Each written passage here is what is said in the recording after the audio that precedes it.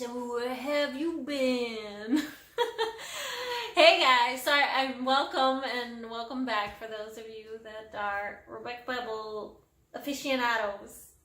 I just talked about Everclear in my last video, so now I have this on my head, especially with that little doo-doo-doo-doo part in the song. If you know the song, you know what I'm talking about. So,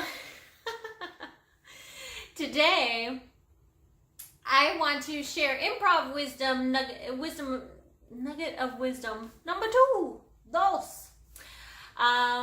Something, because improv has gifted me with a lot of tools and wisdom. I know people probably think improv's so silly, but my goodness, there's so much there that you can just superimpose onto life. It's glorious. So, I might do like a little series of different lessons I've learned from improv, which is pretty cool. So one thing, I'm trying the pigtail thing, by the way. I don't know. That might look weird on film. My hair is, who knows? Anyway, God, Essie, stop. So, we're trying to blast here. So one thing I must say that I've learned from improv is that listening is critical. And it's funny because before improv, I was a terrible listener. And I probably still am in a lot of ways, but darn it if I'm not trying really, really hard to listen better.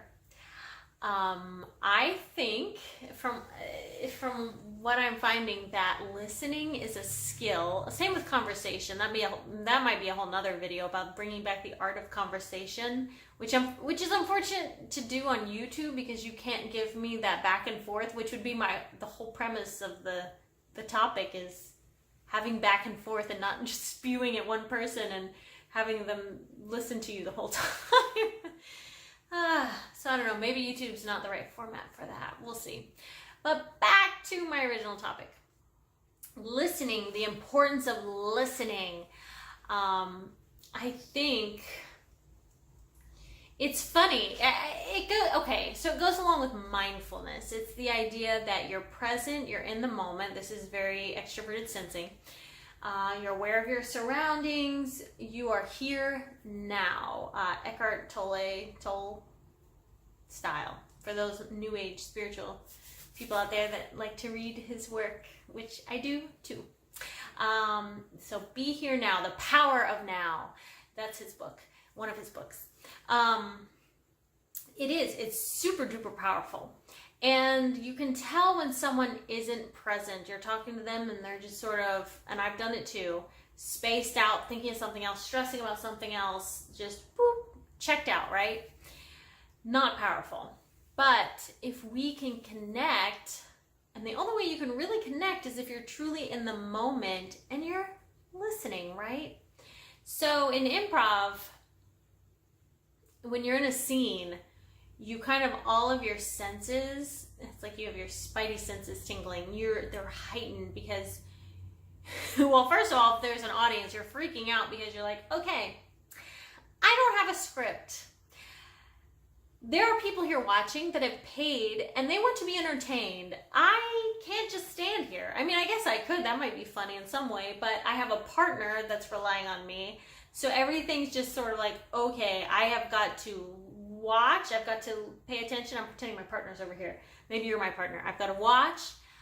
I've got to be thinking about the present moment, what you're saying, and I have to use my NI about what could happen, and I have to use my NE about, well, how do I connect different things that either have happened, will happen, all the possibilities.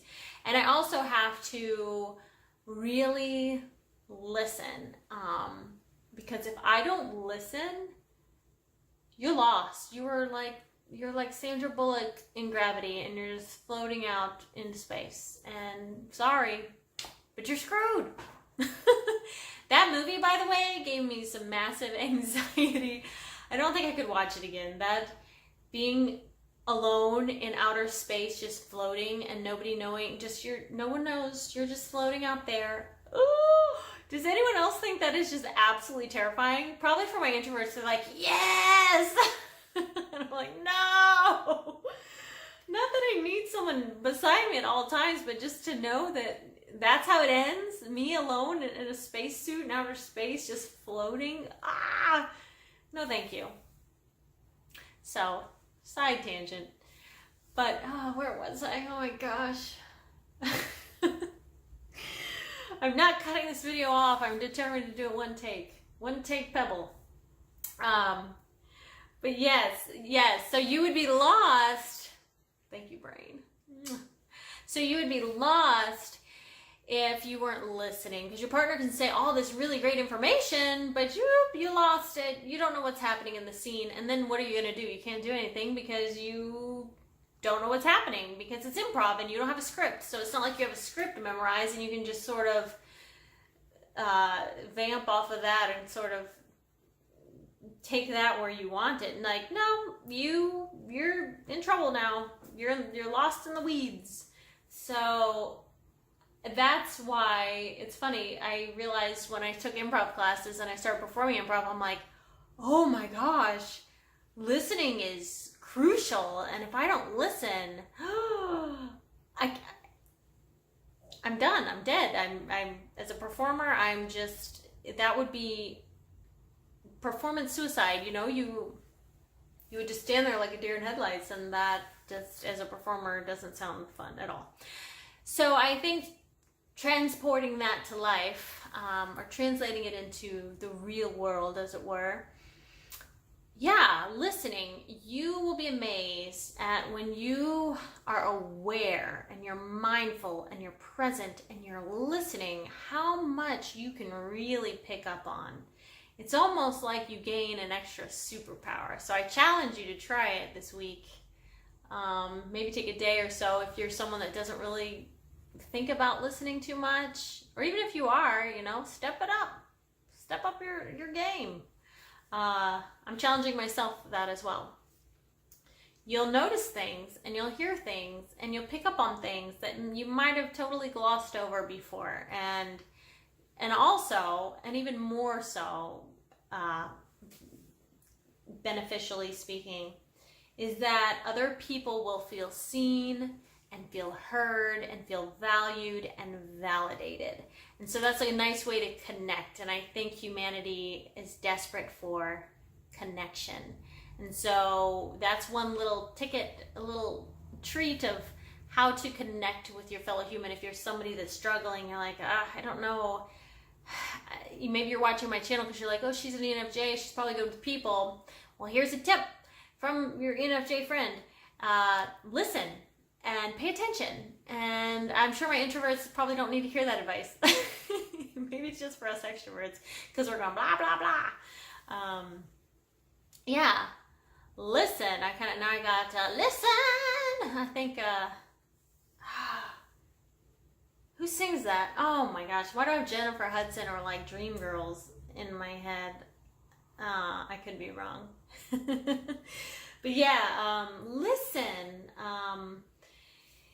You will not only pick up on things and kind of get that nice superpower going, but you'll also help others feel important.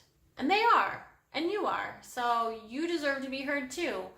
I mean, it's that whole golden rule thing, right? It comes down to treat your neighbor as you want to be treated. I know when I talk, I would love to know that people are really focused and listening. That's very nice. And so why don't we do the same? All right. I think that sums it up for my improv nugget of wisdom number 2. I hope that was enjoyable for you guys. And like usual, like this video if you liked it. I feel so weird saying this, but because I feel like you're thinking, I know this, Rebecca, I watch YouTube all the time, but I think people forget. So I'm reminding you.